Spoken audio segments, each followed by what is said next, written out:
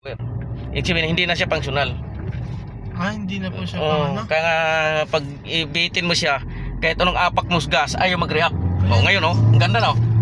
Ganda oh. Oh. Ganda, di ba? Yan. Oh. Hindi mo, kahit ibitin mo siya, talagang functional yung gas pedal niya. Opo. Oh. Di ba? Dumadamba pa. Yan, na tayo, kaliwa tayo yan. Ang issue nito, kung bakit siya nag-low power, akala mo sliding, yung oxygen sensor, yung binunot ko, yung check engine. Yun ang dahilan. Doon natin malalaman na yun ang dahilan kasi gumanda siya. Nagbamuntik na baba transition ng Diyos. Yeah, well, mapagastos ka noon. Opo. Pero yung may 8.5 tapos Hindi siya doon dito. diretso po.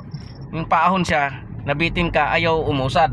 Dun So, ibig naman. sabihin tawag yung low power, hindi siya sliding. Okay. Buti na lang ulit sa inyong kalagyan. Saan po Yan, tayo? tapos kaliwa agad. Hindi. Yan.